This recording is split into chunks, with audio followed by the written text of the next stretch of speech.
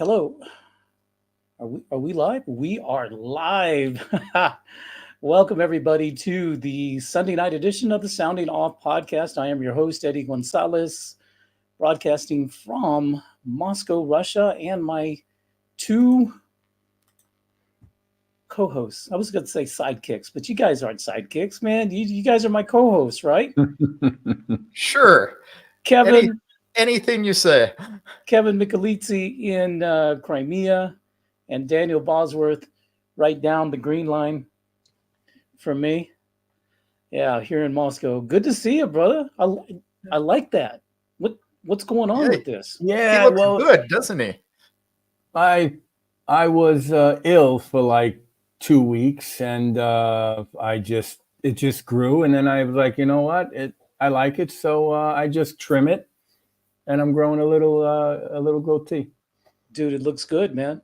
Thank you. You look distinguished. Thank you. You look distinguished. And speaking of distinguished guests, we have I'm gonna let Kevin take this one. And I'm gonna bring him to the stage. Go ahead. Bring him to the stage. Alex Muskin, welcome to our show.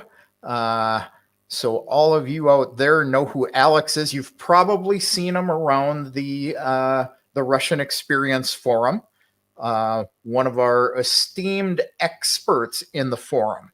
Alex is from Novosibirsk, and he has a PhD in applied science, an engineering diploma with merit in technology of production and building materials, and a bunch of certificates in management and investments. So he has worked in the private and government sectors, in 2 different universities, CEO of 3 companies, and he is a business consultant, and he is looking to help our Western friends coming over to Russia act as, in the acquisition of assets,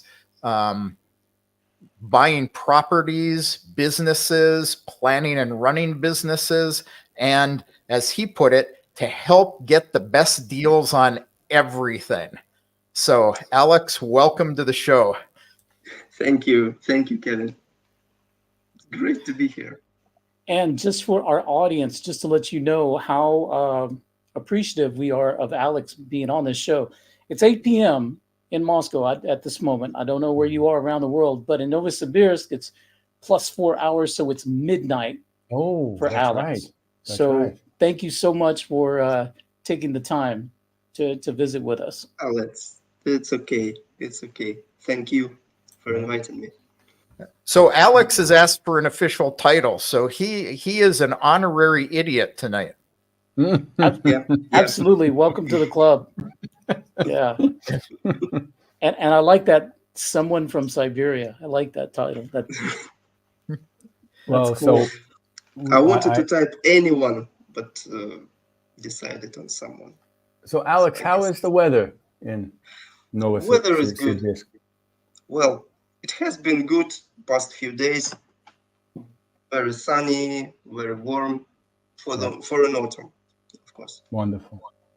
Yeah, Moscow speaking too. of, It's going to turn, I guess. it's going to be +1 tonight in Moscow. So Oh, really? Yeah, fall is officially here. Yeah. So +1 for you guys in the West, that's like 34 degrees Fahrenheit for overnight. I really don't like fall in Moscow. Yeah. It's freezing. Here it's much better. It's freezing. It's freezing here too. It was a balmy 27 degrees and sunny. Yeah. Kevin.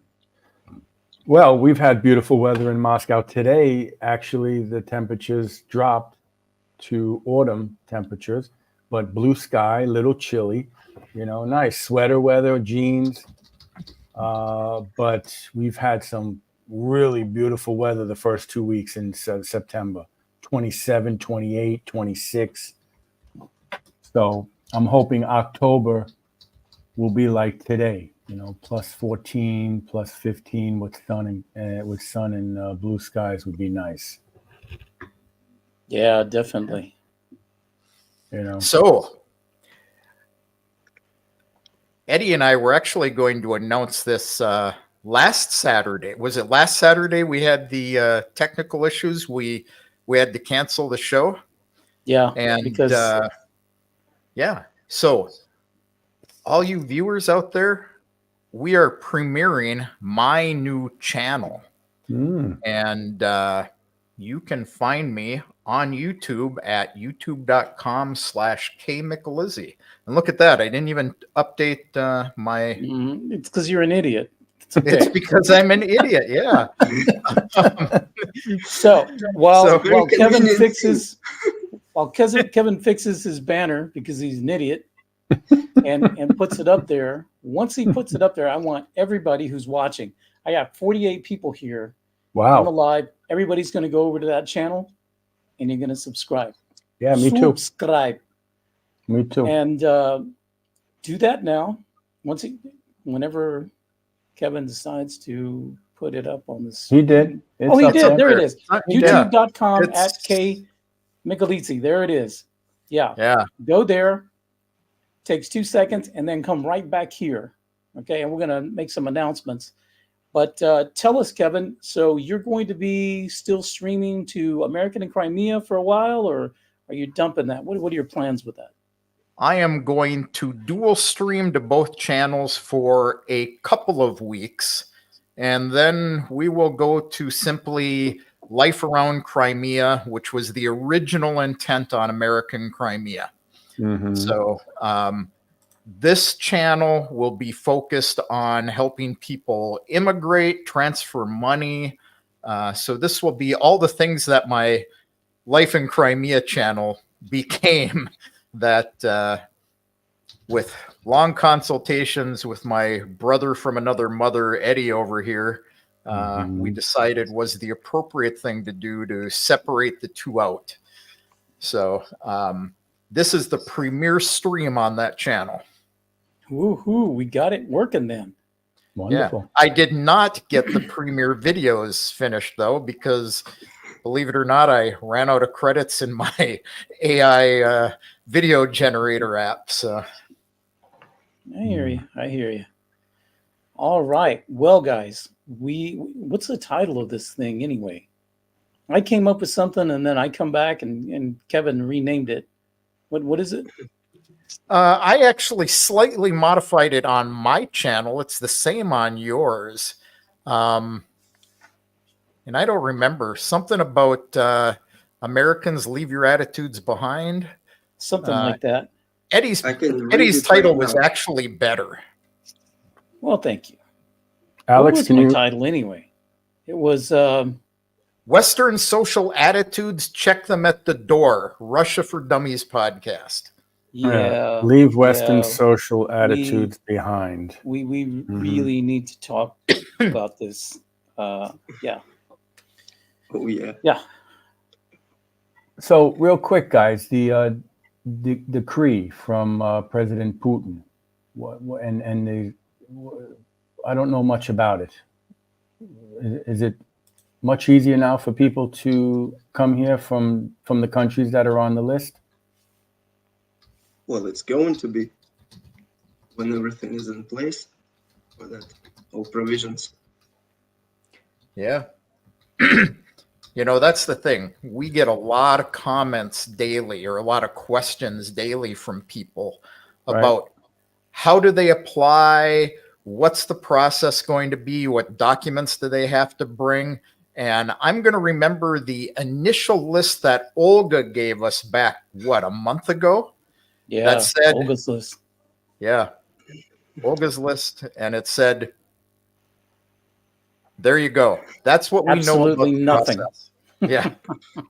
Yeah, well, we can guess all day, but it will be pretty educated guesses, but no one really knows. Yep. Yeah, no one really knows. Katherine Roots. Katherine says she subscribed to Kevin. Thank you very much, Katherine. Thank you, We Catherine. got 71 right now in the chat, in the Wow. in the live. So go Wow. right So here. I'll under expect Kevin's that name. I'll find 100 new or 70 new subscribers on this channel. Absolutely. Yeah. Yeah, I saw I'll some people. subscribe Some too. people are leaving right now, and you know what? They're leaving to go to K Michelizzi to go subscribe, and then they'll come back. Or this many idiots has just driven them out. Too much. Nuda, nuda. So The concentration of idiots on one screen. So much absolutely. stupidity in one studio. So let me address this. Matthew and I have a little conversation going on in the background.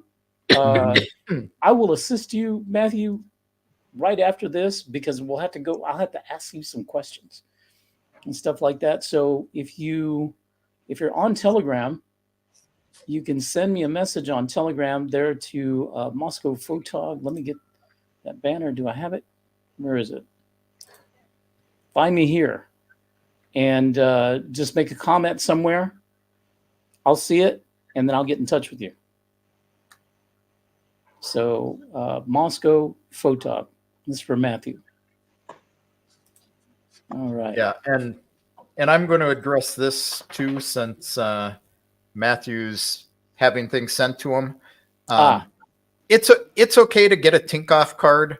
Go to a real bank like Spur Bank and open an account there. If you want to transfer money from the West, you do not want to do it to Tinkoff, because with several transfers of 75 to 100, 150 rubles each coming into your account, 5 or 6 of them will have Tinkoff locking your account until you prove where your money came from. I've gone through that. It takes about 3 weeks to get your case unlocked if you have the documentation. And in the meantime, they will only let you spend 20,000 rubles a month. That is your sustenance level. So Go to Spur. go to Spurbank Yeah, or VTB. Those are the 2 I recommend. Yeah. And just a shout out here to Josue, who found us by the YouTube algorithm. I don't know how, but thank you. And we're glad you're here, man. We're glad you're here. And yeah. Okay. So Where's he from? You know? Josue, where are you from? Yeah. Let us know. Put it down in the comments. Yes, I'm interested. In fact, everybody, do me a favor. Go into the comments and put down where you're watching from. Somebody's just wanna from know. watching I think from that's Canada. Now, we got Alex on the show here, man. Let's not waste his time. All right. Yeah. Yeah, In especially the middle of the midnight. night. Yeah, it's Well, I midnight. have all the time. Oh, welcome Don't to say my- that. We'll be here till 3 a.m. Okay, let's go. Mariupol. Mariupol's Hey. watching. Mariupol's in the house. Excellent. The granite guys building the new mosque in Mariupol is the same guy that did my house. Whoa, really? Wow. Yeah. Josue's in Massachusetts. Cool. Massachusetts. Cheyenne. Oh, man. Cheyenne, Wyoming. That's where my office is in the London US. town. Hey, Jay, what's going on? Long time no see. Tower of London. Sir, Bulgaria. I know where he is. He's in the Chi-Town. Kevin knows where I am. And we got let's see, Bulgaria in the house. Oh, South Africa. Nice. Harasho. Norway. Catherine from South Africa is actually pretty darn good in Russian. She hasn't been studying that long. But I Who? tell you what, she's a star pupil. Catherine? Yeah, Where is she from? She's from South South Africa. Africa. Mm-hmm. Cool. Hello, Jay. Canada. Mm-hmm. I'll bet which. Hey, man. Tinkoff. Okay. Matthew's from all right. upstate New York. Galena and Denver. Pull up the Welcome. stream, I think. So, guys, no, I will leave it at that. After the show, if you guys want to know about money transfers, you can ping me right here. I never get this hand thing right. I have to take lessons from the weatherman. Las Vegas. Okay. Vegas in the house, Arizona. So Matthew's from upstate New York. Matthew, I met my Russian wife in the Catskills at Ski Wyndham. Maybe you know the town of Wyndham, Matthew. That's where I met my Russian wife, and we are together for almost 24 years. Very cool. Cool. Jay, she's saying, say hi to Alexi for her. Yeah, they have the same birthday. That's actually my Losha is my granite guy. Cool. So Raymond's asking, question for Dan. I am aware that he plays beach volleyball. What does he do in the winter to stay active? Beach volleyball. In the wintertime, we play indoors. In the summertime, we play outside. So beach volleyball all year round. So Alex, where are seriously. you from originally? Originally, Yeah, from Novosibirsk. I already know this, but hey, since everyone's saying where they're from. Okay. I am from Novosibirsk, in Novosibirsk. Very nice. Basically, Never been. I live here all my life. I traveled quite extensively around Russia, but I never lived for a long time anywhere else. Did you meet your wife there? I met my wife at the university. She's from Tatarstan. Ah, okay. She came to study here. Alex, were do you in the meet same class. do you meet foreigners in your city? Yes. It's What part of the country are they from usually? mostly here. A lot of guys from Africa, Mm-hmm. Germans, many Germans. Many Germans, really? Yeah. So, Indians. Well, Indians from Middle East, guys from Middle East who come to study here. Okay. Because Novosibirsk is a big university and science center. Oh, So okay. here is Very a cool. lot of people come to study here. Mm-hmm. Wonderful. so Alex, I'm going to kick off this attitude between Russians and Americans Oh, hell. with Jay's question here. Because I said Losha, and she is correcting me that Alex's name is Alexei, and she shares the same birthday with him. What is the short name for Alexei? Alexei? Yeah, it's Losha, Loha, Mhm. mostly. Sometimes Lonya. But Lonya is usually other name, different. So, yeah. So Jay, Jay is actually the producer of my show. So I had to give her a hard time. So she had to learn something new as well. Cool. So I know that Eddie, this started out, Eddie and I were chatting about something. I don't know what. And I had somebody aggravate me about money transfer services. And the guy I bounce things off of all the time about my attitude with people is Eddie, because he is so calm and, you know, his management experience shows through. He's this real neutral party. And I says, you know, I just don't have the temperament anymore to deal with snowflakes. And he called me Russian. So that's originally what we were going to talk about, is the difference about the, you know, what Americans or Westerners in general expect of people and what they actually run into in Russia with Russians. So, Alex, got any comments on what you see with Americans?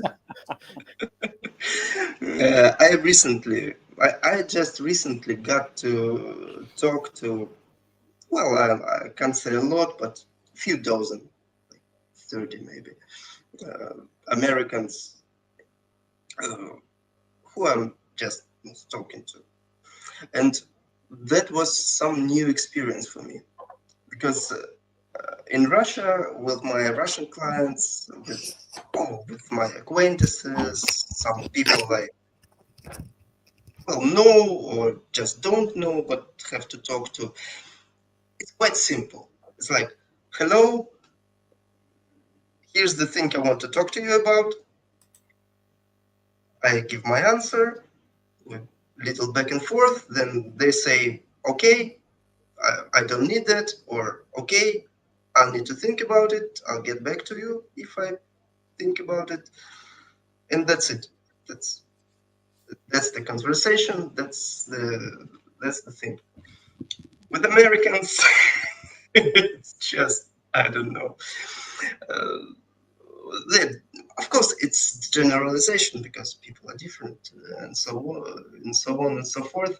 But they feel the need to talk about random things. They feel the need to ask me about my day, to which I don't have an answer usually, because why do you want to know about my day? What? You don't even know me. What gives? Yeah, that's actually a big one. Americans are always wanting to know how people are, and but the general answer they're used to getting from other Americans is fine. And if you have a Russian friend, you're not going to get the answer fine from them, are you? You're going to get a much bigger answer. You ask me about my day, I tell you about my day. Even I don't see much point in it, but I will, since you ask. And then they get baffled because they don't know how to react to that. Yeah. But the thing that baffles me the most is they first talk about random things, because then we talk about something of substance, and then out of the blue they just ghost you completely. Not all of them, some of them, and that's it. That's very strange for me, because Russians, they'll just tell you, okay, I'm not interested, but okay, fair enough, no problem at all. Here I just left wondering what's going on. You're not the only one, Alex. In the past couple of weeks, I've had a couple of inquiries come in to the Worry Free Russia website, and we've had short consultations, and we agree on a path forward, and then absolutely nothing, silence. Yeah. And yeah, you're absolutely right. It's like, tell me. That's the experience I never had in my life. Correct. Tell me. I'm in I need more. For 15 years or something. But... Right. Just tell me. I need more time to make a decision. I will let you know in so many days.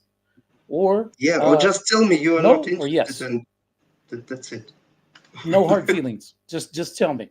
Yeah. Of course, it's business. But Eddie, how do you personally deal with people like that? Well, I'm glad you asked. So, in my career back in the States, I worked in law enforcement, but part of that career had to do with customer service, because we dealt with the public. So as the public face of our agency, the Department of Public Safety, you have to put a smile on your voice, and you're there to solve a problem. Because why does the public get in touch with law enforcement? Is because they have a problem and they want a solution. So I'm very customer service oriented from a problem fixer point of view.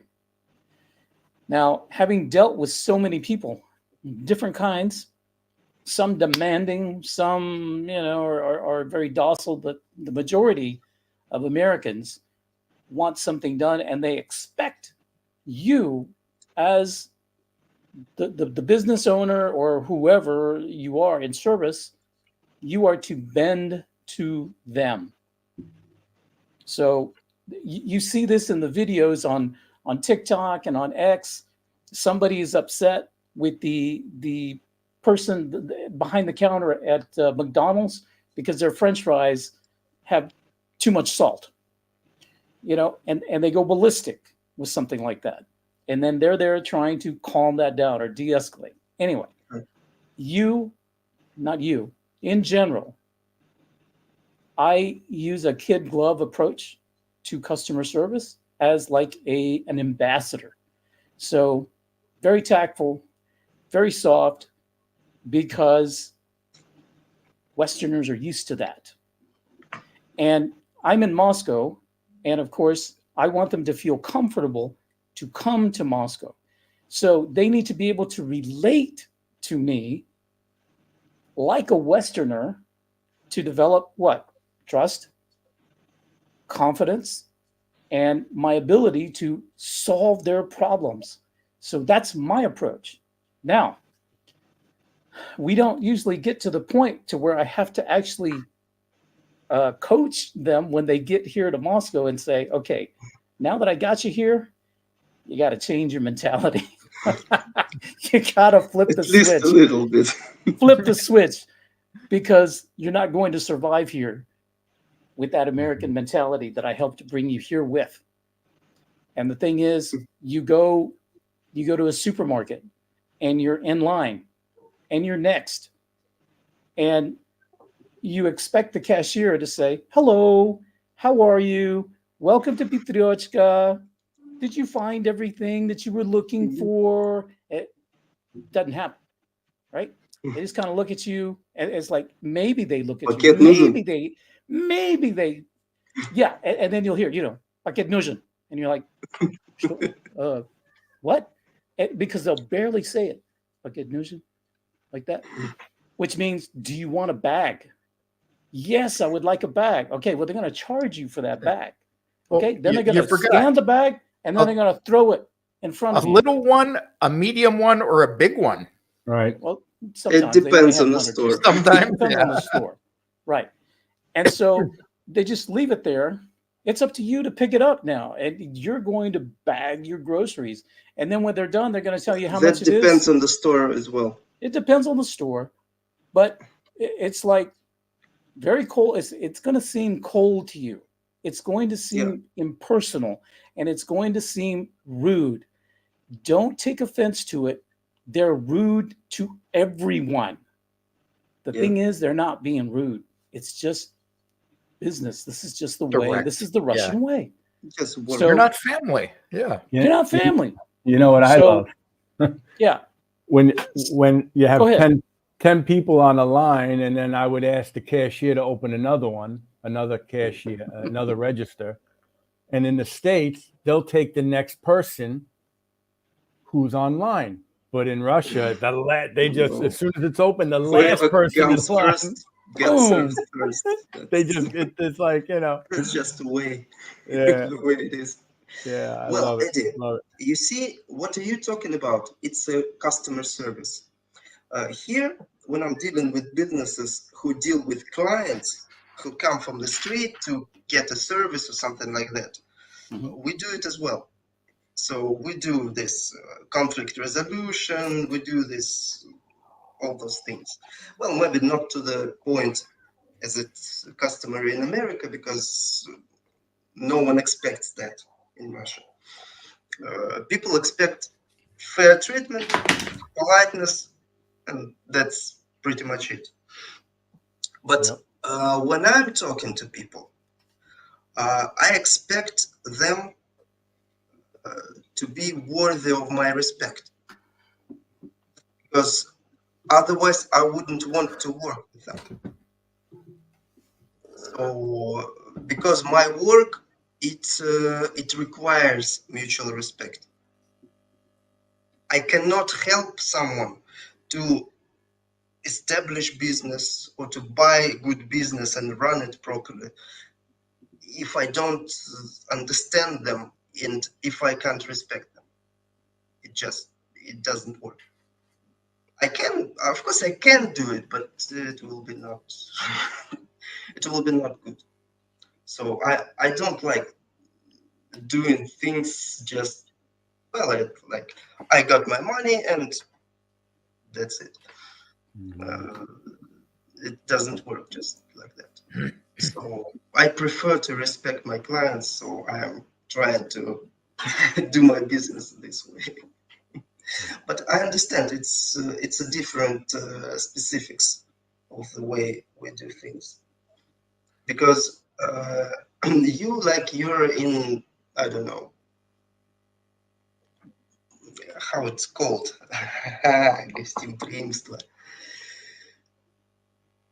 I don't remember English word. That's okay.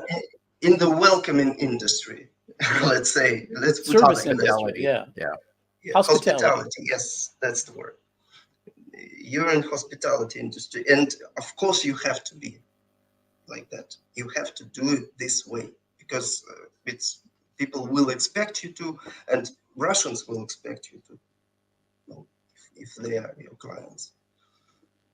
For my type of business, it's different, because I expect people to know what they want and to understand what they're going to do.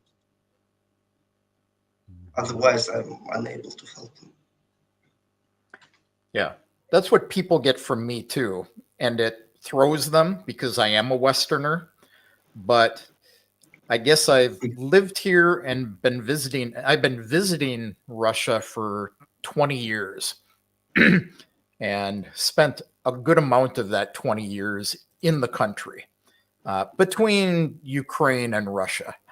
So having lived here, being Italian, so I'm a little direct to begin with. People come to me and they're asking for consultations on transferring money. I'm the same way. I expect them to know what they want. I give them a little bit of my time free, and I want them to meet me, tell them about my services and, what it's going to cost them. And, do you want to do it or not? When I get people who don't respect me or my time, then I'm pretty blunt with, I can't help you. And I get some people who go, whoa, but wait, how am I going to get my money to Russia then? Is it, well, you have to trust me. I've told you who I am, what I do. You either want my services or you don't. If you don't, fine, go to somebody else. So I tend to be very direct with people like that, and it turns some people off. You treat me with respect. Tantrums. Yeah. You treat me with respect, and you can have all the time in the world that you want from me. Mm-hmm. So I have some of my clients out in the audience today. same. Great. Claudio, Yep. we've So- become good friends. He's actually from South America, but living in the United States, moving to Moscow. Wonderful.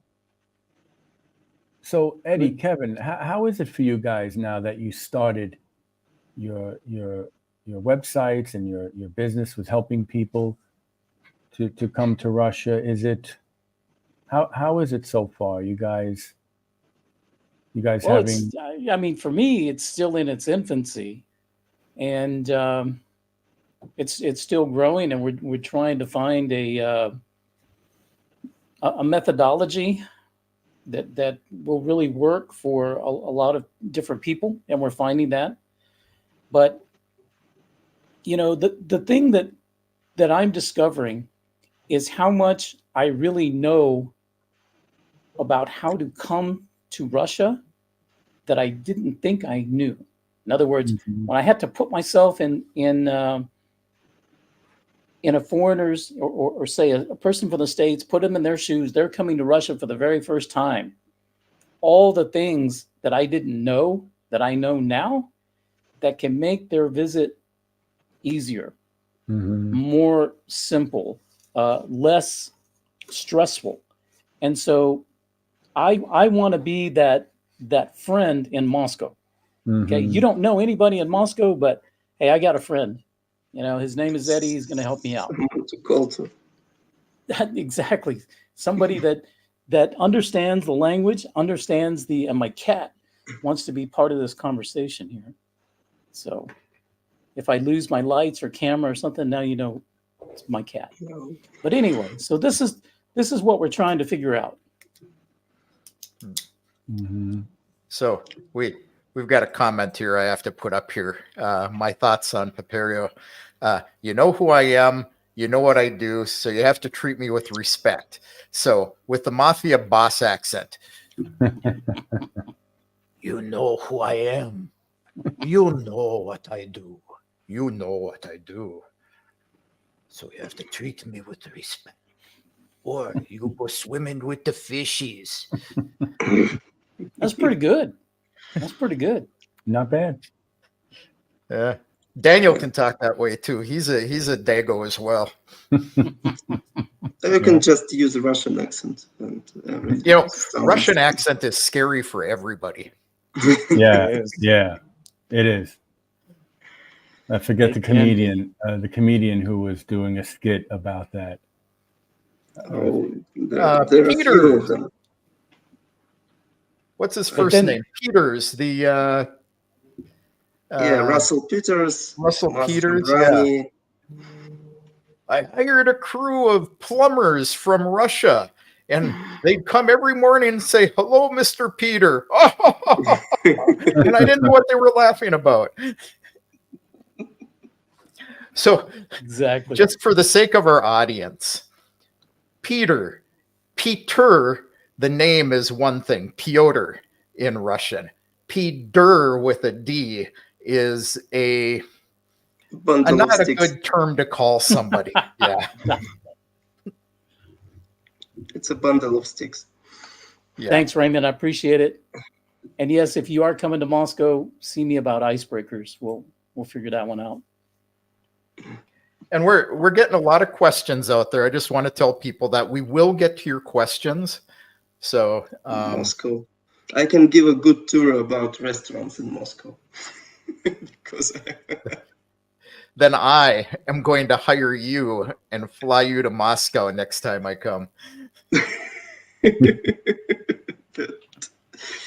well, we might be able to arrange that. I love Moscow. I'm here almost 14 Oh, years. yeah, I love I Moscow too. You know, it's a big city, many people living here, but it does not feel like it at all for me.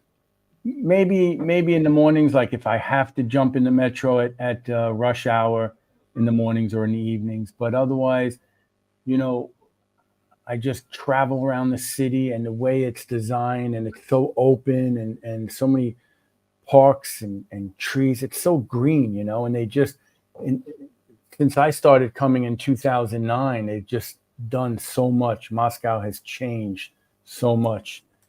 And it's just, I couldn't think of living anywhere else. You know, I Well, love if I were to live anywhere else, that would be Moscow.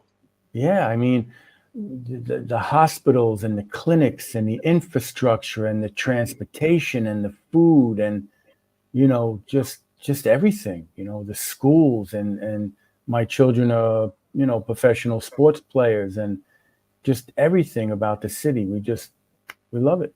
We love it. You know, and I've lived in 4 countries, and this is my favorite country and my favorite city. You know, I love Moscow as a city. I would love to live there if it didn't get so darn cold 9 months out of the year. Wait. All right. I want to talk to you guys real quick because we're building a house now about 80 kilometers from the MCOD. I grew up on Long Island, right? I grew up in ranches, thick frame with insulation.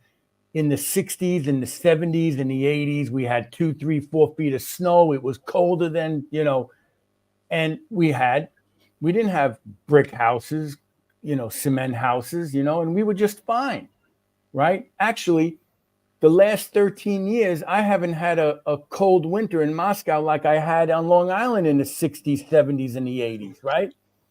So when you guys say it's cold, we only get maybe 3 weeks, maybe 3 weeks in February it'll get down to like minus 25, maybe. Like we don't have a lot of, we have a small winter now. It doesn't start snowing really, like real snow, until after the new year. You got me beat then. I mean, we get at least 2 weeks of winter here where it gets down to maybe 6 degrees. Wow. But I wouldn't want to live like that. I'm giving you a hard time. I come from Duluth, Minnesota, as my wife calls it, the Siberia of the United States. That's what I'm saying. I mean, maybe Moscow was like Long Island 30, 40 years ago. Like it was really, snow was starting in November and ending in March. I used to go skiing up in the Catskills by Thanksgiving weekend in November. Now you get maybe a month and a half of snow maybe. But Moscow is not cold. So we're building a house, a beautiful house, thick framing with the thickest insulation you can get for the foundation and for the walls. I don't need to build a $15 million home that's cement and brick and all this stuff. You don't need it in Moscow suburbs. You don't need it. These prefab houses are going up everywhere. St. Petersburg, Moscow, these prefab houses, they're built in the factory. They come to the site a couple of days and you're done. The foundation is put in while they're building the house. They put it together and you have a house. You're not dealing with architects. You're not dealing with the builders. You're not dealing with the stress and the anxiety. How many marriages have gone south because they're building a new house? Right? How many divorces over building a new house? You don't have to deal with all that. You design your house, you sign it, they build it, they put it in, you're done. Poof. By 30 days. If you divorce over that, I think you should have divorced anyway. Yeah. So Alex and I have actually hung out together a lot in the the properties section of the Russian experience. Yeah, and we've talked to a lot of people about building houses. Alex, what are your thoughts about Westerners and stick frame houses? Well, stick frame houses, with my education as civil engineer, I'm technologist, but I'm still civil engineer. I understand that this house is viable, it's livable, it's okay, it's no problem, it will stand, it's unlikely to burn, although if it does burn, it burns quick. Yeah. But as a Russian, I wouldn't want it. I want good stone house or a wooden log house. That's Russian too. So that's the thing. Serge, technically the statement about Duluth, Minnesota is colder than a witch's tit in a brass bra. Mm-hmm. Colorful. Minnesota, eh? Don't know what you're talking about, eh? It's all those damn Canadians. Alex, all I'm saying is the house that I grew up is still standing in Long Island. It's a stick frame and it was built. Listen. I'm not saying they're bad. It's just But look, what I'm saying is I have 24 sotok, right? I have just over half an acre. I bought the land, and by the time the house is done, I'm looking at like 6 million, right? Why would I want to build? Why would I want to buy property and build a house and I'm in 15 million plus? Why? You know what I'm saying? No, if you're on a budget, you do that. It's normal. It's okay. I'm saying how I feel about it as a Russian. That's it. Right, I know Russians do that now. And Russians love 2 stories, 3 stories, 4 stories because it's all free money to them. All those floors, right? You build the foundation, they all think I'm crazy because I want a ranch. I like 1 floor. I don't like stairs. I don't like, I like a 1 floor. Yeah, me too. House. I prefer 1 floor. Right. And our foundation, our floor's heated. We have no radiators. We have heating in the flooring, and we have a wood burning stove. But we do have a loft. We do have a loft where the kids will sleep, and that's their place, right? But I know Russians are like, Russians say to me, what are you building a one-story house for? The second floor is free. The third floor is free. It's like, you know, I'm like, because I don't want stairs. I don't want a second and third floor. You know, I grew up in a ranch. I want a ranch. And Serge yes, says it's just that you're afraid of heights, Dan. I am. Yeah, just I am. man up is what he's saying. I am afraid of Yeah. heights. I won't Oh. lie. I'm afraid of Oh. heights. I'm afraid of heights too. But however, just to support what you're saying, Daniel, I mean, I'm like Alex. You know, we built a gas block house, cement columns, 3 stories. We're on 9 Sotka. So, but we've got 3 stories. We have rooms we can rent and money. We built our banya, put apartments above it. So it's multi-story.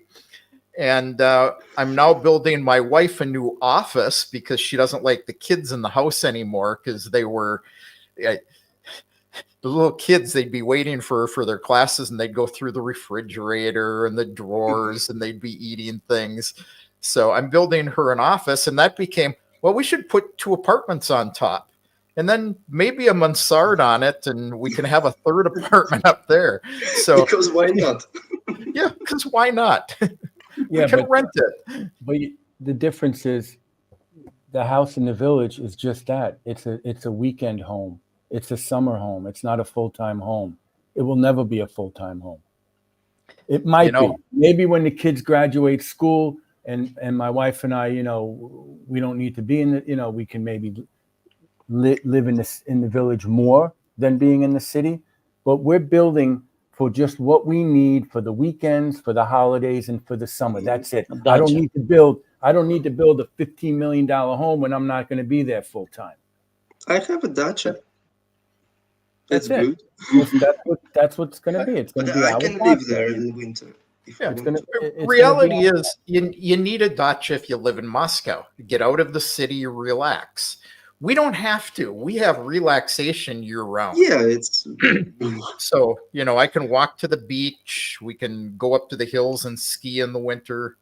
So, you know, it's a little different attitude when you're living in paradise. If you're living in that, all right. Yeah. If I was living in the house full time, then maybe I would think about different materials or think about a different design and material. But it's for relaxing in the summer. Yeah. It's for the weekends. It's all year. It's for the weekends. It's for the New Year holiday. It's for the summer. It's, you know, just to get out of the city, and we have family in this village, right? well, So for Russian dacha, it works too. that's it. Panels, wood frame, whatever. It's That's it. not an issue for dacha. Yeah, and you know what though? It's being built. We have the thickest insulation. It's being built just so if we do want to live there in the future full time, we can live there all year round. Because let me tell you something: the winters in Moscow and Moscow suburbs are nothing like it was on Long Island in the 60s, 70s, and 80s. So Serge says, don't ask me how many floors the bunker under my house are. So don't. Yep. No, I'm just giving you a hard time, Daniel. No, listen, and also look, you know, I live my life differently in Russia than I did on Long Island. Okay, my life on Long Island was Monday through Friday. I woke up, I left the house 7 a.m. I was home at 7 p.m. Right? I had no life. Long Island was the 3rd most expensive place to live, right? And I work Saturdays. Okay, I don't want that life. I'm in Russia, and I work 24 hours a week.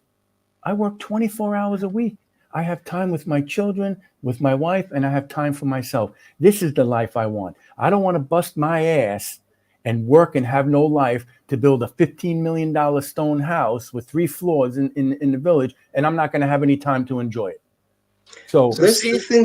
Maybe Go ahead, you Alex. can explain to me this thing. Because, yes, there is that attitude in America that work.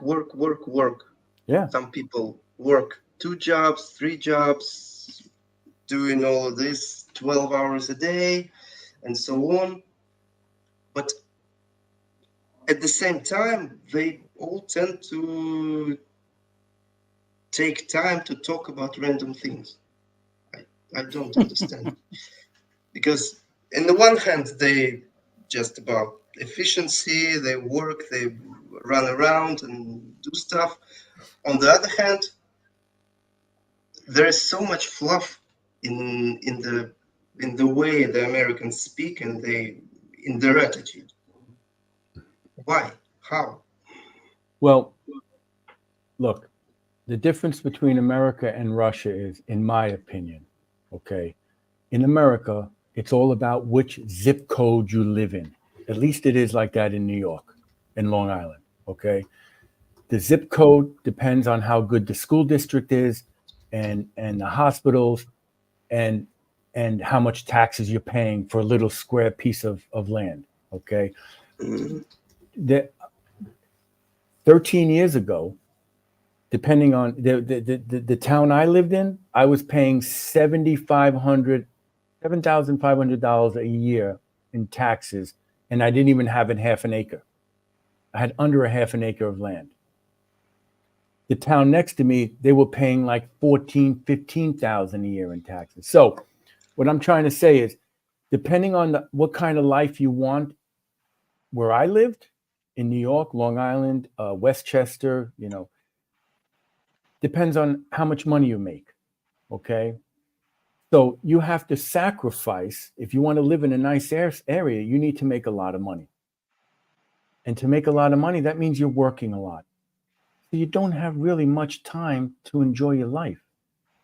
You can live in parts of America. Many states in America you can live in, it's not as expensive, but then the salaries are lower. You know what I'm saying? So in Russia, I feel you can live. I'm in Moscow. It's one of the most expensive cities in Russia. Okay. I work about 23, 24 hours a week. My wife does less. We both teach English. And we're living 20 minutes from the Red Square. You know what I'm saying? We have a 3-room apartment, almost 80 square meters. You know what I would be paying in New York City for just my living room? Just the size of my living room here? $4,000 a month. Okay? I have a family of 4. We're eating, utilities. We don't have a car. We don't need a car. We can travel all over Russia without a car. We can go anywhere. We don't need a car. We had 2 cars on Long Island. On Long Island, you're done if you don't have a car. You're not going anywhere. Transportation sucks. No transportation, right? We had 2 cars. I'll tell you right now, 13 years ago, we bought the house 2 months before my son was born. We had 2 cars. We had a mortgage, utilities, food, just the bills, $6,500 a month to live without children. Now, when our son was born, we had to pay $30 an hour for a nanny. $30 an hour to have a woman come and watch 3 days a week, and my mom watched 2 days because my mom is older, so she could do 2 days. Do you know how expensive it is to live in America? That was 13 years ago. 13 years ago. Now, Daniel. So, what about Alex's question about why Americans have so much fluff in their speech? I think you just proved his point. It was perfect. I'm trying to explain, I'm trying to explain to the many Russian people that I meet and that I know that think the grass is greener on the other side, leaving Russia and moving to the West. Well, maybe 40 years ago. But now, today, it's even worse than when I left 13 years ago. I talk to my family and friends in America. I have friends that live in Europe. And they cannot make it. They cannot make ends meet. They don't have enough money to pay their bills. They're not making enough money to put food on the table. Why? That's the big question. So Disciple of Christ says Russia is a cold climate, so talking too much wastes body heat. Okay, but you still haven't addressed why, when Americans speak, are their words so full of fluff rather than getting to the point? Eddie, thoughts? Yeah, because it's considered nice. We want to be But it's nice. not. We You're want, wasting my time. How it's nice. I understand, but but American mentality is, let me Yeah. be nice to this person, Open. and then this It's person an will be open nice mentality. to me. I'm sorry? It's an open mentality. Open Right. mentality. Like we feel Open. like when we talk to people, we want to be friendly, we want to be honest, we want to talk about, ask them how they're doing. But you know what? It's repetitive in America, I right? don't feel like it's honest or open. Well, It isn't, because there's many times when someone asks me, how you doing today? And I say, oh, I'm fine. And it's like, oh, shit. you're never going to be honest in I woke America. up in a bad freaking mood today. I got no patience for dealing with you, but I'm fine. I'm not never- fine, and you really didn't want to know. Listen, Exactly. And listen. In Russia, when you ask somebody how they're doing, you're going to get a real answer. Yeah. Most of the time. That's honest. In America, And open. it's just repetitive. It's repetitive. It's when you see people, hello, how you doing? Oh, I'm good, great, thanks. And then you walk, and then you go, and then neighbors, whatever, and you just say, hi, how are you? Good, I'm good, and then you just go on your way, because that's the but answer you're going to why? get. How, You're not how going to it's get a come to real. be? It's just the way it is. It's just the way it is. It's just being cordial. Yeah. You're greeting somebody. You're acknowledging them. You're saying, hello, how are you? I'm good. Good. How are you? Good. And that's it. Bye. And then you guys go off on your day. For all Americans here, as a Russian, this social attitude is baffling. It's mind-boggling. I can't understand it. So Go to sorry Switzerland. if it feels rude or something. But Go to Switzerland. I lived in Switzerland for 2 years. You want to see how it is, how they are there? Oof. I couldn't wait to get back to Moscow. Couldn't wait to get back to Moscow. I like short answers to my questions too. If I say, do you know what time it is? I want to know what time it is. I don't want to know how to build a clock. But in defense of Westerners on this, I know that I see it in my own wife. I see it with people around me all the time, Russians, where, they're going to talk about something and it turns into a 20-minute conversation. So I don't fully understand that either. So I do see it, but I do find that Russians to be much more direct and to the point. Mm-hmm. Oh, yeah. We love to talk about things. We love to share opinions, especially we are opinionated. We love to argue about things, whose region is best, and so on. But when we are talking business, we're talking business. That's different things. Yeah. And what about Americans who come and are loud and gregarious? How do, question for Alex, how does that, if you were to meet one like that, whether online or in person, what goes through your mind as a Russian? Well, I'm just writing it off. It's American, all right. They're like that. When I meet people like that and I interact with them, I speak very quietly. I'm always speaking quietly and calmly. So if they interested in talking to me, they have to go to my level. Otherwise, there is no conversation, so they just can't interact with me. That's how it goes. Listen, I'm an outgoing person, like I love to talk to people, get to know them. I don't like the texting and the emailing and the social media shit. I like face to face talking and really getting to know people. And this is what I do in Moscow. I've been doing it for now 17, almost 14 years. That's just who I am. You know, I go out to get some milk at the store, and then I'm back in 30 minutes later. And my wife looks at me and says, "Who did you talk with? Or who did you meet?" That's just who I am. I'm in Fukusville the other day. I'm talking to a girl. She's Russian. She speaks good English with a British accent. We're talking for like 20 minutes in Fukusville, right? My wife's shopping. Her and I are talking. We have so much to talk about. Talking about politics. We're talking about current events. We're talking about life, you know? And then people are walking by and they hear the English. They hear her, you know, I guess they know she's Russian. I'm American. And then you have people walking by and some are interested.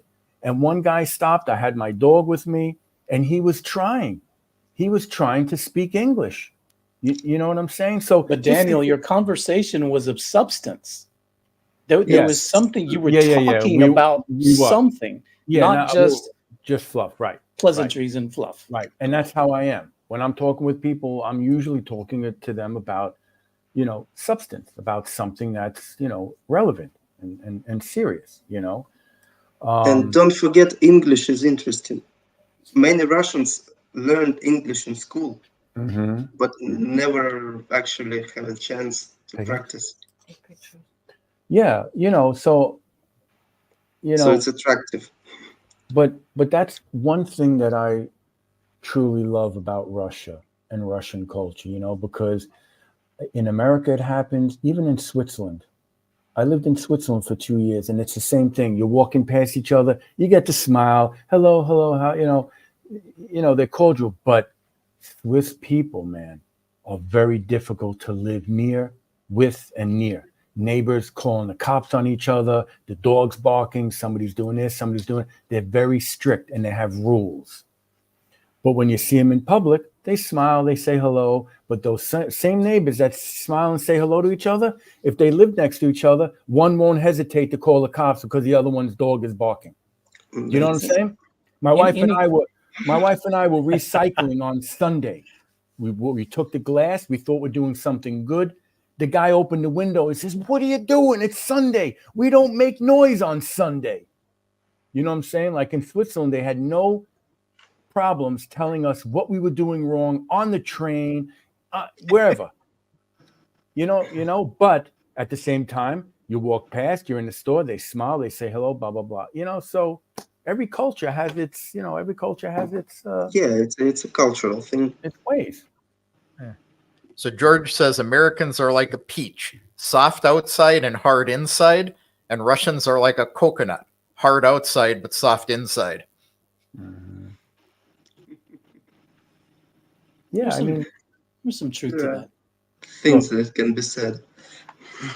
You know, look, people are living their lives, right? They're going from A to B. They got things on their mind. They're getting to work. They're going to get, you know, do they want to stop and talk to a stranger?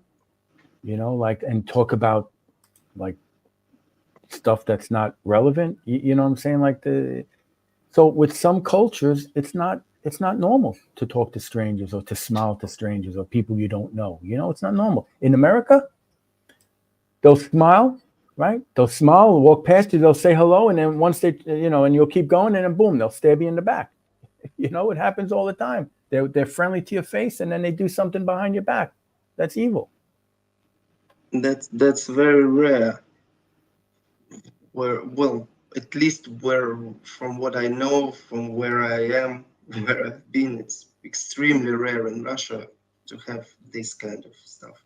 I don't know, Kevin, Eddie, how do you feel? Do you feel like? No, I agree. It's right. It's crazy. It's crazy. And that's kind of what maybe Brian Reinhold Jr. Thank you so much. But with U.S. income over 230,000, I would imagine that's per year. I'm sick of how little that buys post-tax and expenses. The time versus money factor is a huge plus when considering a move to Russia. Yeah, I agree. And I think that's what, that's what we've all kind of discovered, is that you can simplify here, downsize, Yes. and even downsize your salary because the cost of living is less Yes. and your quality of life is just up. It just Yeah. comes down to what's important to you in your life. When I was in my 20s and into my mid 30s, for me it was working hard and buying nice things, thinking those nice things are going to make me feel good, you know. But then in the long run, you're working your ass off to pay for all that stuff, and then you don't have time to live. You know, so you have to. There's a point in your life where you have to decide what's important to you. What's important to you? Your health, your family, right? Time for yourself, time with your family? Or is it work, work, work, work, work, make all this money so you can buy all this meaningless shit that you think's going to make you happy, and then all it's doing is making you work harder because you have to pay for it. It's a There cycle. was a good comment, Eddie put it up some time ago, about Americans want to be understood for who they are. Well, for me, it's some kind of insecurity because It could be. It could be. here I am who I am, I like things, and take me as I am, take me for who I am, this thing. So me. It all Listen, goes to that, in my it comes opinion. it comes down to the individual. It comes down to the individual. Yeah, of course. If you're secure, if you're secure with yourself and you don't have to show other people, right? Yes, that's what it comes down to. That's what I was going for. Right. This way of life, there are Russians like that who likes buying fancy cars and stuff. Yeah, but you know why, Alex? There are considerably less of them. Well, but listen, I think it's just a mentality because of, you know, the 90s, the Soviet Union, and then through the 90s, you know, I think now 90s. My opinion, when Russians now are successful, they want people to know. They want people to know they're successful. And how do they do that? They buy expensive cars. They dress, No. It's not like that. Maybe not in Nova streets, but it's like that in Moscow. People who are really successful, they don't care much about those things. Well, in my experience, they don't care about what? About showing off some whatever. So then tell me, why do people buy 10 million ruble cars? Mostly those who do that, it's either they need to have it for their business or something to look like, well, present a picture, or they're successful, to look like they're successful. Not really successful. It's just like that in that environment. I know people who do that. They don't really like it or want it, but it's just everyone has it, so you need to have it too. Sort of like the Joneses in the States, you know, trying to keep up with the Joneses, as they say. My neighbor has it. Yeah. Or it's people who didn't really earn their money. So it's corruption. It's children of the people who actually earn their money. It's this stuff. Because people who actually earn their money, they don't feel the need to do that. Well, listen, it's my experience, right? Of course. Right, but everyone lives their life the way they want, right? I don't judge anyone. I have no right to judge anyone. I'm just saying, though, for me, for my life now in Russia, the last 14 years, it's more important for me to have time for my children, my wife, and myself. I don't need all the things that I thought I needed when I was in my 20s and into my mid 30s. Because that's not what makes me happy. What makes me happy is being able to see and be with my children every day, to go to their concerts, to go to their sports games, to be with my wife, to be home, you know, to play, do what I like to do. You know, that's what's important to me now. not an expensive car. I'm walking around. I got holes in some sweaters that I'm wearing. You know what I'm saying? Like, what's important for me is to make enough money so we have a roof over our head. We go on vacations, you know, not lavish, not expensive ones, but just to have memories with family, right? That's what vacations are for, to make memories with your family, and to have food on the table, and just the things we need, in life, right? That's where I am now. My mindset now, and for some people it might not be their mindset, and that's fine. And that's fine. This is what makes the world go around. It's life. It's what makes the world. Everyone lives the way they want, right? And they have the right to. That's a free society. You have the right to live how you want. And don't judge. Don't judge each other. That's how they want to live. Great. Sounds like what you're saying is, I think you're muted. Kevin is muted, I think. Yeah. Kevin, you're muted. Can I unmute you? No, I can't. Well, I muted myself because the dog was begging. So, Alex, can you explain what Serge is talking about here for our Western audience? Oh, yeah. It's the word, majore. Those are children of, wealthy people, basically. And I'm not talking in generals, because there are a lot of wealthy people who brought up the children and trained them well. So those are not this. This is the word specifically for people who just burn the life and are basically useless to society. Do drugs, buy fancy cars, get into accidents, and so on. Christopher, thank you. And he says you can sell a 300,000 home in the U.S., move the money to Russia, and live like a king on 4.5 million rubles per year interest. Get out now. Yeah. Well, it's an exaggeration, but not a far one. Not a far exaggeration. No, but get out now. And if you get out now before it's too late. And we can help with that. So, Eddie, we've been going on for an hour and 15 minutes, and we got a pile of questions in the queue back there. Let's hit it. Okay. Good, Raymond. Well, we talked about getting out. Excellent. We talked about this already. Don't go to Tinkoff. Go to Spare or BTB, or even Alpha. I like Alpha. Tinkoff now is called T-Bank. Yeah, T-Bank. Yeah. And they can be a problem in general. Yeah, that's not. And what a coinky dinky. It says when one becomes a VIP banker, the assigned handler of one's account, are they bilingual in the case one is not fluent in Russian? My VIP banker is fluent in English as well. My Alpha Bank VIP banker speaks English. My Sberbank, my VTB bankers do not. I actually find it's pretty uncommon outside of Moscow anyway. Or maybe other big cities too.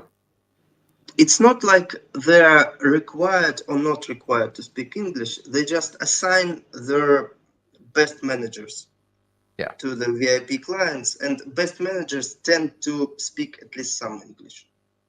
That's just a matter of education and interests in life. Go ahead, Kev. You want to bring one? At Raiffeisen, our VIP banker spoke English. Well, here's one for Alex. If a Westerner was to travel to Novosibirsk with only basic knowledge of Russian, would it be possible to get around speaking English? I answered it in the chat, actually. Novosibirsk is the third biggest city in Russia. It's a scientific technological center. Yeah. it's English is pretty common here. It's Yeah. not unusual. How long is the flight from Moscow? 4 hours, something. 4 hours? Not So bad. about We the got- same we to got- Crimea. Yeah. So, Alex, if we come and visit, you can show us around. Of course. Do you have a couch that opens up to a bed? I think all Russians have a couch that open up to a bed. Yeah. So Eddie, I think you and I were talking about that. I told you About the what? only one I have in the house that speaks English is the dog. Yeah. So Serge wants to know, Daniel, does your dog speak English? Yes. Yeah. We rescued our dog when he was 2, Archie. He's 9 now, and he's bilingual. Yeah. My My cat has dog, I learned speak to him in English. He Russian. speaks to me in Serbian. Yeah, Is that with an mine accent? understand. Yeah, mine's bilingual too. So I find that it's like Bulgarian sounding. Any other questions? oh yeah, I was letting Eddie pick from the list I here. was sorry, I was not in the start. Let me get back there again. Okay. So well, I'll put Matthew one up. says, Oh, okay, well, I got this one. My Russian friends are type B and they are not used to the type A American personality, but they will love you either way. Well, I know some type A's here. It's There's plenty of them. And some Yeah. of them that you really have to watch for are the quiet type A personalities. And I think you've got probably 4 on the screen right here, some more vocal than others, some maybe more quiet, but you see an opportunity or whatever, you're going to kind of go for it. But that's a majority of a lot of Russian males here. I don't know of any lazy Russian males. I mean, that I've met personally. well, I'm sure there are. I know a few. I haven't met them. Yeah. That's the point. You are unlikely to meet them. I'm unlikely to meet them because I'm not going Because to of- attract them to me. Right. Yeah. Circle. Exactly. I Well- know them because they were in the same class with me in school. So, what's the difference? But what's type A, type B? type A is that very red personality. They are direct. They tend to be leaders, and they say, "This is what we're going to do," and they bring the people along with them. They tend to be the leaders in a group. Yeah, I'm more not sure- proactive and more passive. Yeah, Proactive and passive is good. Gotcha. yeah, I like that one. Claudio has a question for you, Alex, again. How are the Russian companies' perceptions of Western entrepreneurs offering services and goods in the Russian market? Claudio is Well- actually looking at starting business here, so he should contact you. Of course, it should. We were talking briefly, I think, but I don't remember what exactly what's about. Russian companies compete in the market. If you are their competition, they will try to eat you. Is that type A personalities? If, but they'll be fair. The owner of your competitor company will have beer with you. No problem. Also, other thing, there are a lot of markets in Russia that are not saturated. So your competition, it's not like you're fighting for the same clients. You're just saturating the market. Then you can be very friendly with your competition. So, Alex, what? So Claudio, here's oh, I gotta be over where Eddie is. Yeah. Here's Alex's website. Go It's out a there. little- He's got his contact information there. It's good if you talk to him. He's a good man, so he'll help you, Claudio. if you know what you want. If you know what you want, yeah. Formulate I can't help formulate you. your question first Yeah, before you to contact. know what you want.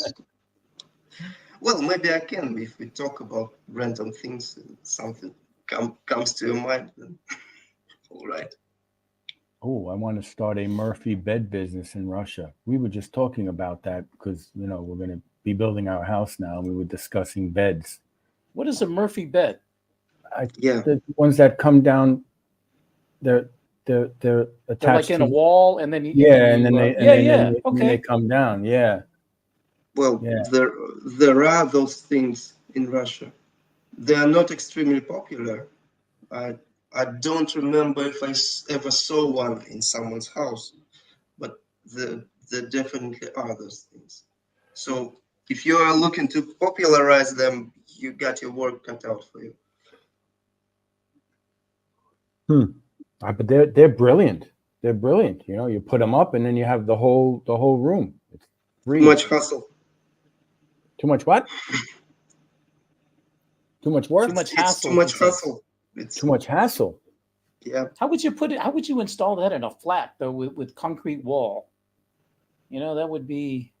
I think it would take. No, up well, it doesn't have to more be room. in the wall. It doesn't have to be in the wall. No, yeah, but it's going to take up some space either way. Yeah. Well, if it's in a bedroom, it's gonna go up, you know, and then you're just gonna have. Well, in Moscow, it can be a good thing because there are those micro apartments and Yeah. this stuff. So there it might go. So Dingbat I says, just personally never saw one. Yeah. No, I Yeah. haven't Doesn't seen mean one. that people don't need them. I haven't seen one either. so Dingbat says they're called Morfovsky beds in Russia. Who you calling dingbat? You're going to- Just Hey, diversification. Be careful. He fits in with us, Daniel. Oh, that's his name, dingbat. Gopher. I didn't see it. I'm like, who you calling dingbat? Somebody's being rude.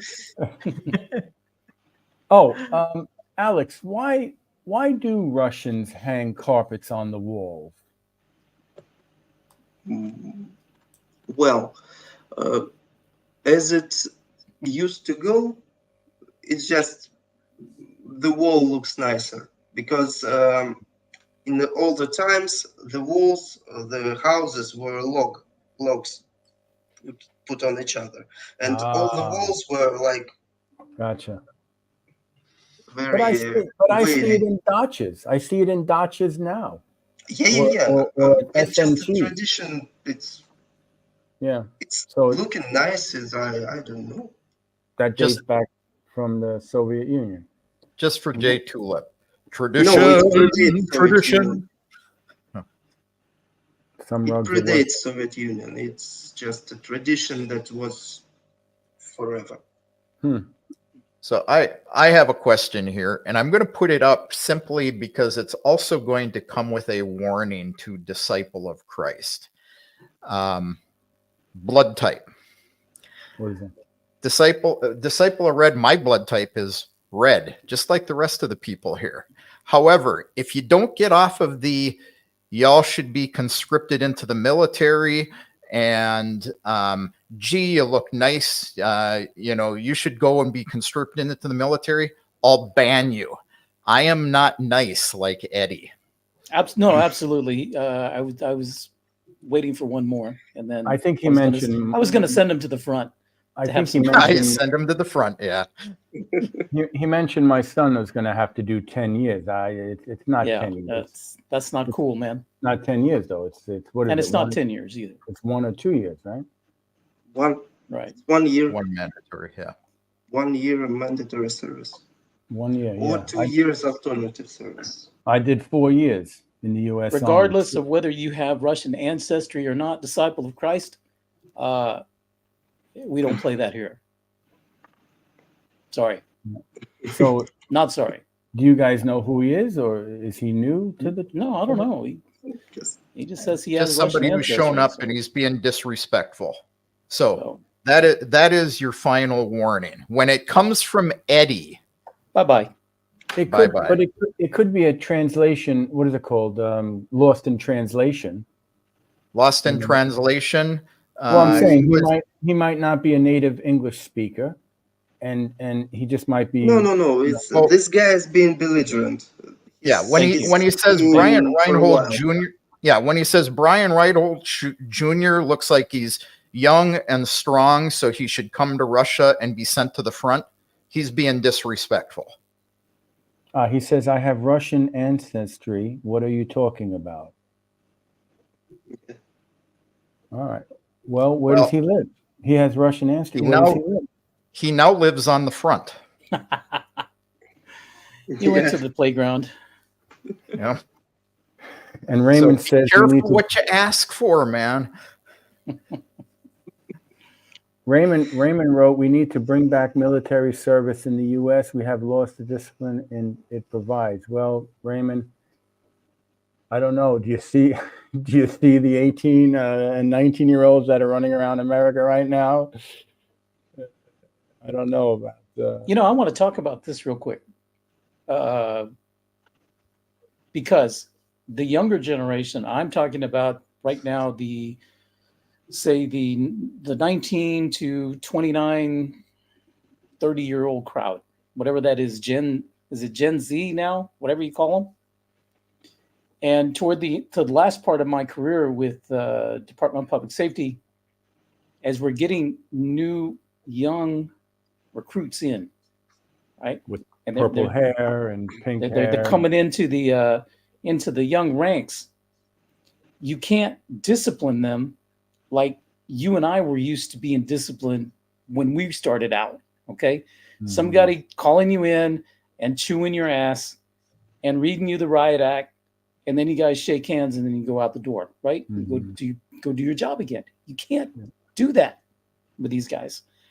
You talk to them, you tell them you're direct, and then they go back and talk to their supervisor, or they go above you and they complain because, well, he's treating me, he's not treating me with respect. We're trying to keep you alive, dude. We're trying to, yeah.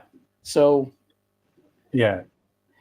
Management styles have had to soften so that we don't run off the help, so to speak, because these guys is like, well, no, you mistreated me, or you talked down to me, you offended me, so I'm gonna go work somewhere else. I was in basic training in 1988, Fort Knox, Kentucky, for 6 months.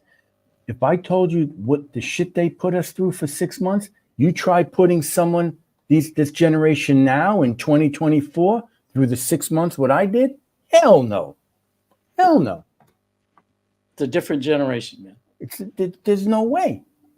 They locked me and a guy in a closet for 20 minutes because we were laughing at another drill sergeant. We started laughing, and he's banging and kicking, locked us in these lockers, and we're kicking for 20 minutes and banging. That's nothing compared to what they were doing to us. You think the kids today, the generation today, can do that?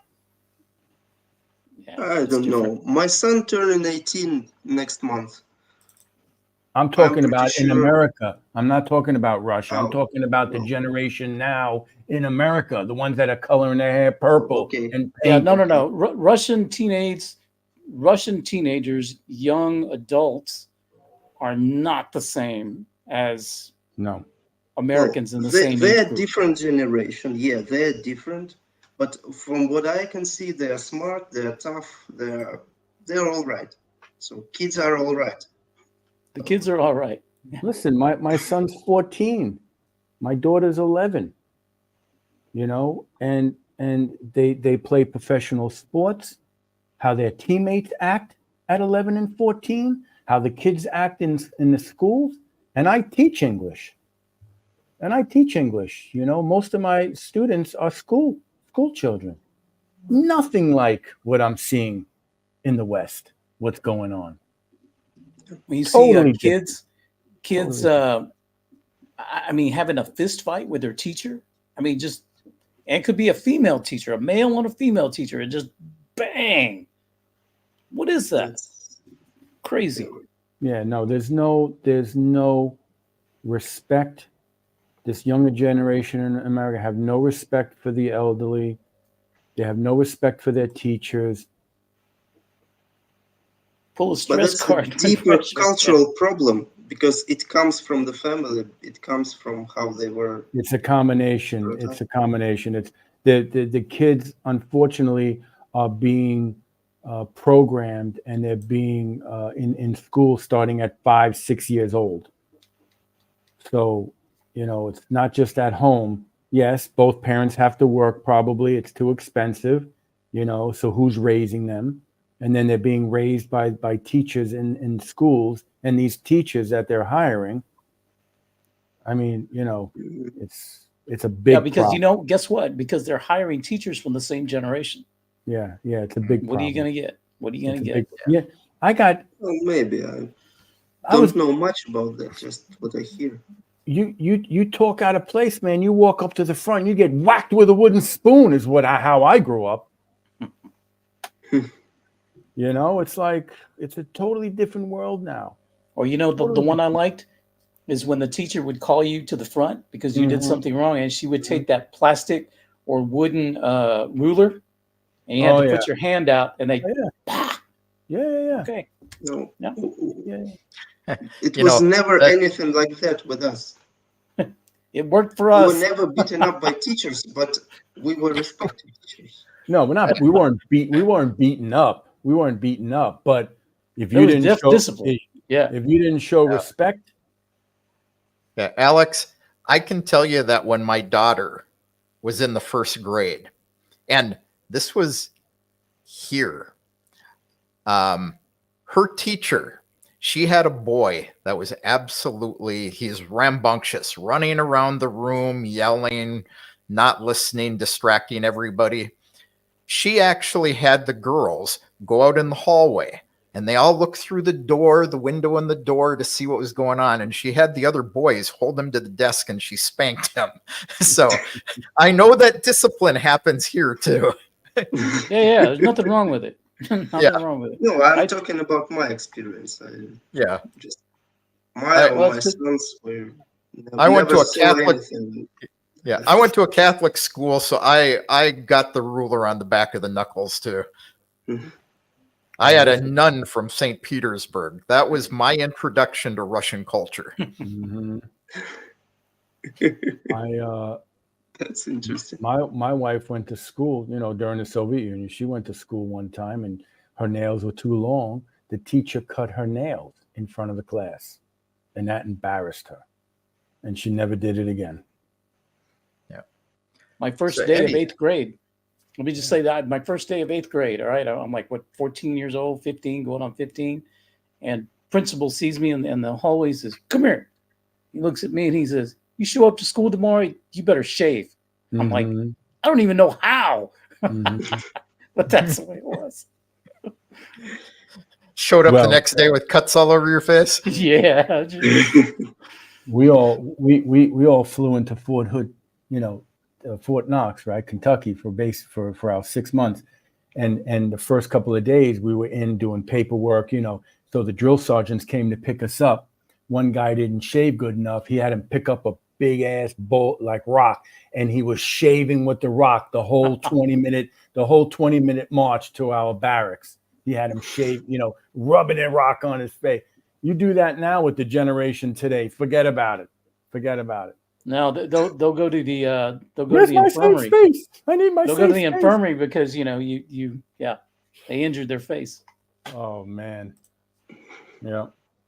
It was one day my father handed me a razor, said, "Well, go on." Welcome. Welcome to manhood. Here. Yeah. I've done the same with my son. So. Yeah.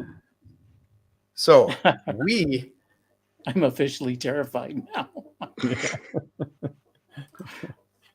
You better be. You have to be sufficiently terrified. So, Another question. hey, Or what? yeah, another question. This just requires a comment. Last time I tried to be social, I subjected a poor Russian lady to a rant about how the U.S. killed the Greek yogurt industry with its fat regulations, and now even Russia lacks the real stuff. You know what, dude? You need to buy Crimean. We have real yogurt here with real fat in it. It actually comes from Krasnodar region. It's I always think of the oligarch in Ukraine, Kolomoisky. Kolomoisky. Yeah. But it's a brand of yogurt. It's got real fat in it. You'll like it. Well, we have no problem getting any type of yogurt here. Yeah. Sour cream, real food in Russia. Real sour cream. Russians are not afraid of fats and butters and mayonnaise. Real mayonnaise. Yeah. All right, let's whip out these questions here, or comments that we've got starred. Okay, Odious Wright, how you doing, pal? Have you heard the news about Chantel Hare's family that they got scammed twice and now don't have a place to live? What? Have you guys heard that, Eddie or Daniel? I have not heard that. This is news to me. Yeah, No. I actually was aware of that. Tim and I had a conversation when they came last December. They rented a house from somebody, and they contacted both Tim and I for advice on this. They said, well, we've been waiting for 3 weeks to be, for our registration at the house to come through. And this is what we warn you guys about all the time when you come here. You need to be aware if the owner of the house is willing to register you. The guy told them that his daughter worked for immigration and he was registering them for him. They gave him a story. They never did get registered. And apparently, from what I heard, I don't know the accuracy of all this, but from who I heard it from is somebody very reliable that actually deals with people renting properties that will register them. But they didn't get registered again. So I don't know where they're living or what they're doing right now, but they've gotten bitten by the registration thing twice. I do understand that they got asylum. So I'm not sure what their legal status is in Russia right now. Oof. But make sure you find somebody who can rent you an apartment that's willing to register you. It takes them 5 minutes to do it online. They type your passport, your migration card number in. They get a receipt they can print out to give to you. And then it can take 3 to 10 days for them to get the official registration back for you. And they can print that out and give it to you as well. So they can do it online, but it has to be the owner of the property. Are they working with Timur? They were actually working with Sveta Rose. Oh, well, they're in good hands. Yeah. No. Yeah, so I have, I've got starred back here a bunch of questions about money, and I'm going to put them up here briefly. I'm not going to take this show because I talk about this all the time on my stream. Canada doesn't allow seniors to transfer their pension to Russia. Nobody in the West allows you to transfer your pension to Russia. Set up a free 15-minute consultation with me on my website, and I can tell you how we can deal with that legally. So westoffreedom.com. And are there government-regulated crypto exchanges in Russia similar to Coinbase in Europe? The best you're going to do here is Bybit, but if you're an American, you cannot register. If you're a European, you cannot register. You have to have a Russian or a Russia-friendly passport to register on the site to buy crypto and exchange it, but you will be limited to P2P, which I do not recommend people use because it's risky. If you're okay with the risk, it's fine. Again, if you want to talk about it, set up an appointment on my website, and I will be glad to give you a free consultation. Yeah, so guys, whoever's listening and is interested in that, Kevin helped me last summer. I was in a pinch and I needed to get some dollars from New York to Russia, and he helped me in a very quick time, and it really saved my backside. So I highly recommend Kevin to help you transfer money. Thank you. Now, though, we are a full 100% ruble family. We don't have dollars anymore. We are a Russian family, and when we work with Russian rubles, that's it.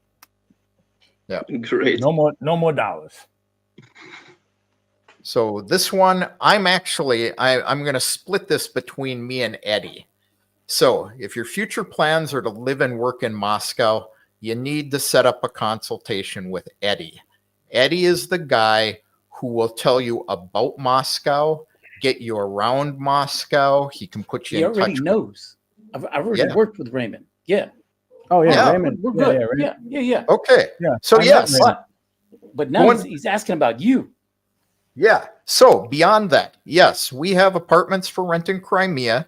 If you want to come on vacation, my contact information again is Yachu. I don't know. We have a banner here somewhere for me.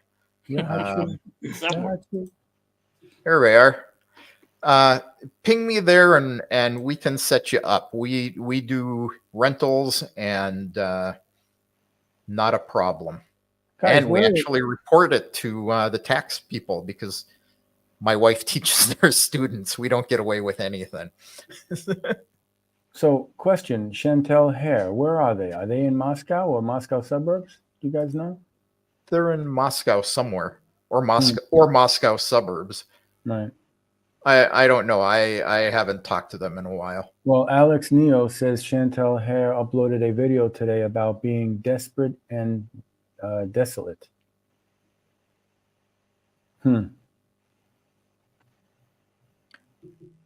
Interesting. I don't know. Yeah, I hadn't seen it. Yeah, I didn't. You know, this is another reason why we tell people come and visit first, deal with your business here, talk to some owners of apartments, ask them if they'll rent you before you sell everything you have in the United States. Mm-hmm. And pack up your bags, your wife, your children, and come to Moscow or anywhere in Russia without knowing what it's going to be like, because you can end up in a situation like this.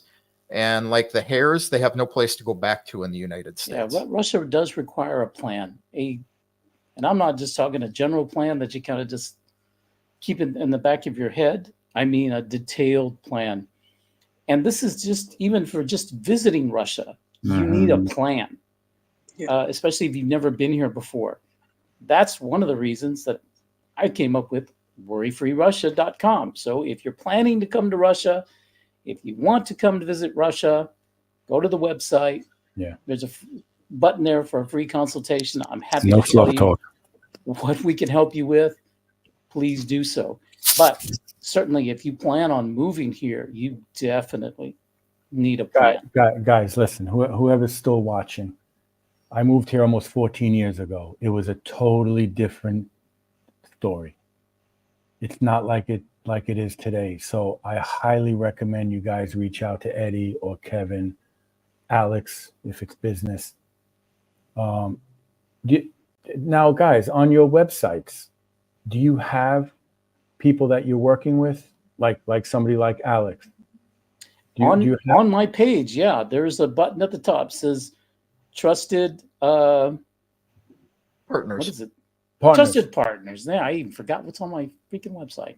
And it'll take you to another page, and you will see folks that I personally know and personally recommend for services like transferring money. Kevin Michelizzi. Information about starting a business in Russia. Alex, right here. So how if you want to study Russian, I've got a link to a very good Russian teacher. So lots of links there, lots of good information. Awesome. Go there.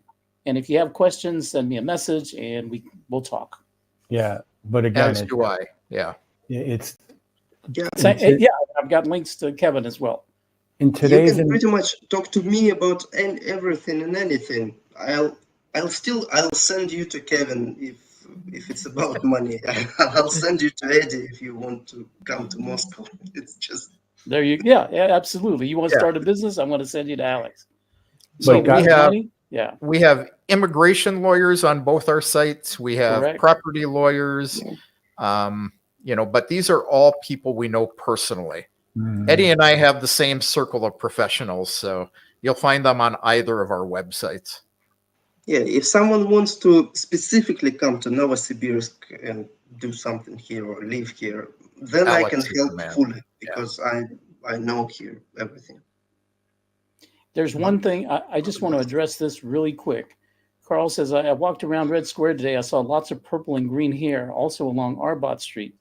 It is not as prevalent here as it is in the US, but Russia is being infected by what they see. And I would like just to comment on this, that Very different. the purple, the green, the red hair, the pink hair that you see on girls in Russia is not for the same reason and purpose as it is in the United States. And it's not, believe me, an infection from the West.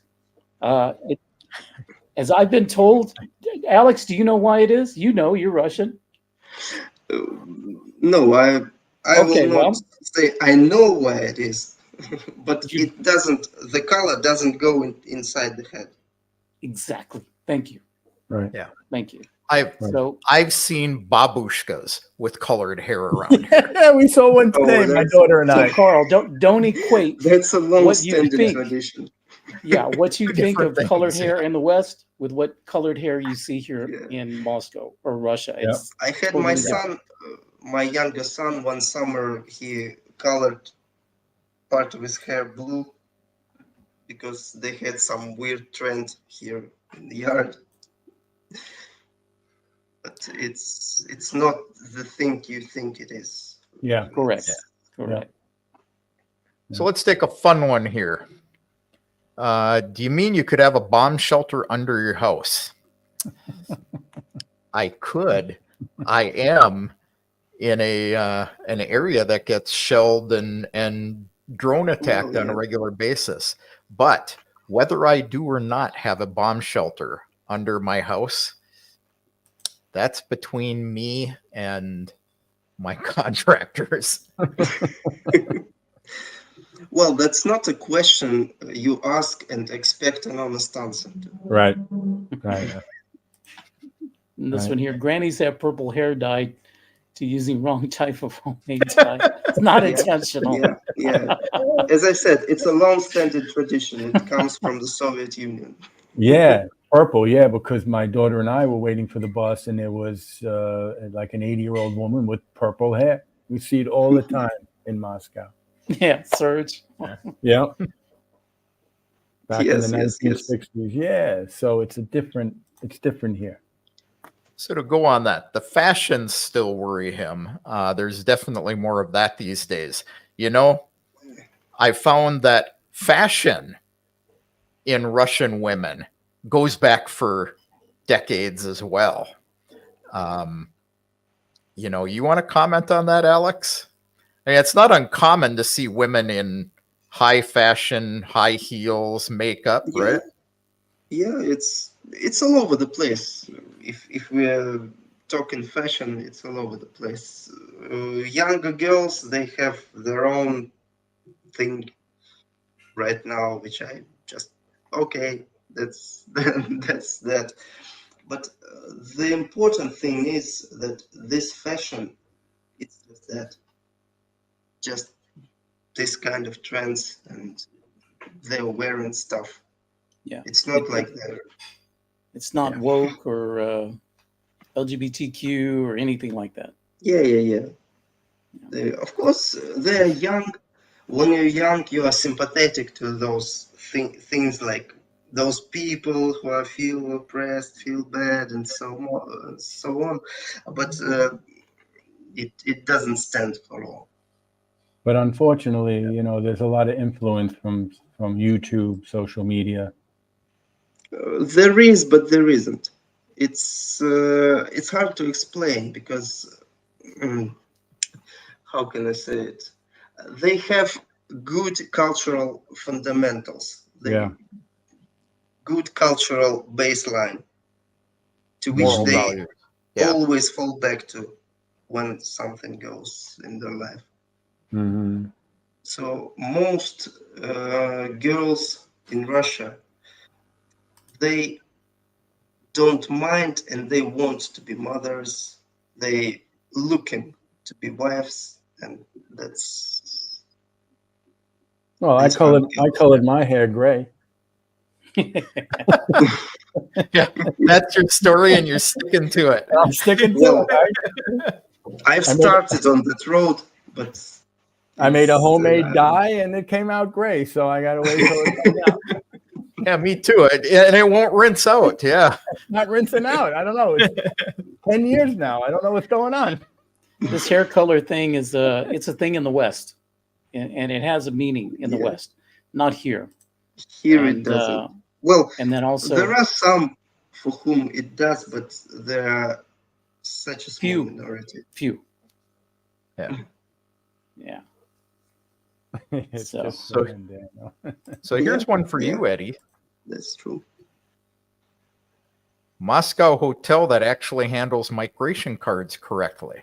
You know, I myself, not being a resident there, Well- could probably name a dozen of them, but this is Eddie's department, or Daniel maybe even.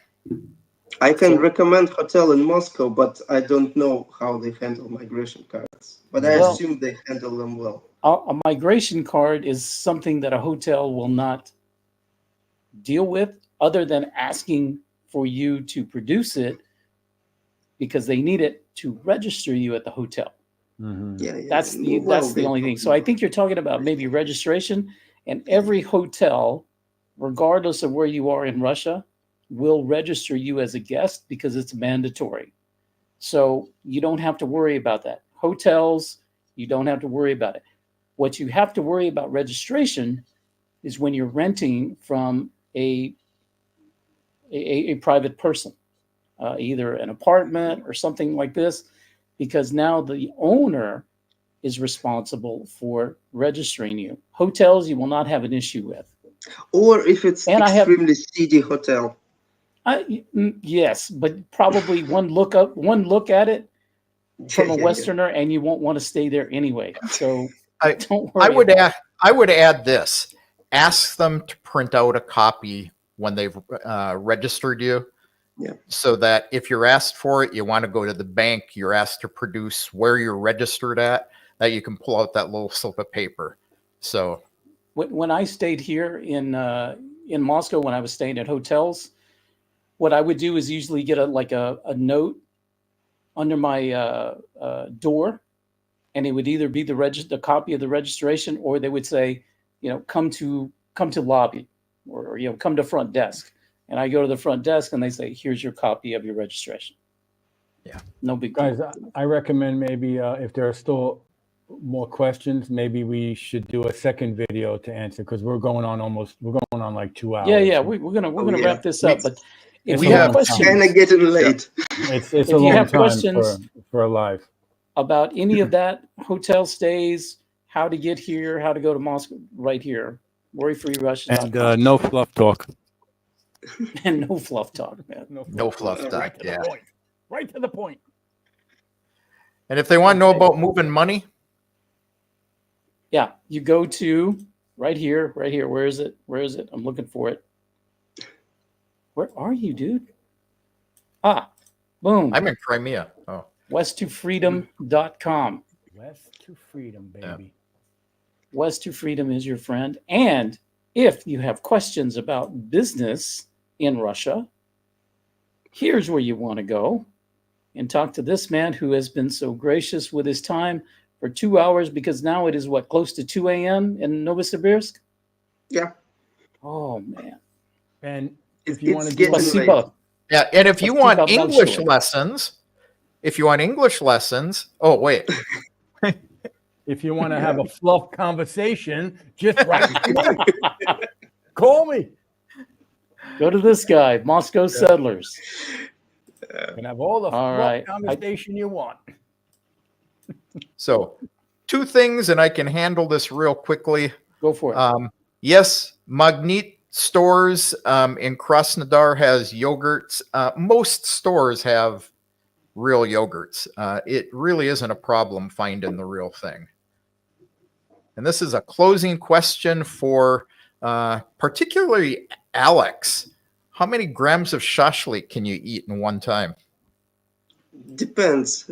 If I'm drinking, it's a lot. Drinking If I what? don't, it's maybe 300. If I'm drinking, it's close to 2 kilograms. I'm going to go have some shashlik with you, Alex. Oh, And I my bet he gosh. can make it very well. I know Oh, I I'm can. sure. I can. I'm sure. I'm sure. All right, guys, we are Road trip. approaching 2 hours. Any closing comments, guys? Well, I want to say thank you for inviting me. Thank you for everyone here in chat. Alex, thank Oh, you. thank you, Alex, for no fluff talk. for no Alex, fluff talk and straight for to the coming point, on so man. late. Awesome. Yeah, weatherman. What's the weather like in Moscow for the next today week? was today. It's actually going to get warmer. We're going to get into the 20s again. But today was absolutely beautiful. Fall day, crisp, blue sky, sun. It was nice, beautiful. Where is here, Moscow. George? Kevin's Kevin's site does not work here. Yeah. Where is he?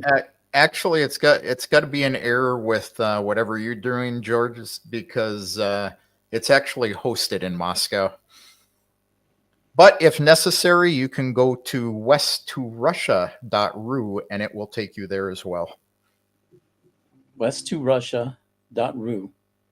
Mhm. Closing comments, Kev? All I can say is thank you, everybody, for coming. Reach out to us. If you can't get either or any of us, all 4 of us, on websites or something, ping us in Telegram. We're all over the place. And we have a banner for that too. Let's find it. Here you go. We're all hopping around over here, or can point you at Daniel. I don't know if Daniel's poking around in there or not, but ask, say, yeah, I'm going to join it. Yeah. Yeah. So if you go there and you just post, where do I find the idiots? They will point you right at us. Yeah. So yeah. Absolutely. All right, guys. Thank you all so Right much for being with us for almost 2 hours. Yeah, 2 on hours. the Sounding Off podcast for Sunday evening. That's it. there's this time limit. So I will finish up. Join us. You idiot. That's typical. Should have happened. So I'll close the show for him, since I know what he's going to say. Thank you all for coming. Join us again next Sunday at 8 p.m. Moscow time, 1 o'clock East Coast U.S. time, or whatever your conversion, and we will see you then. So that said, Paka. Spokane noche, Alex. Spokane noche. Спасибо. Spokane noche.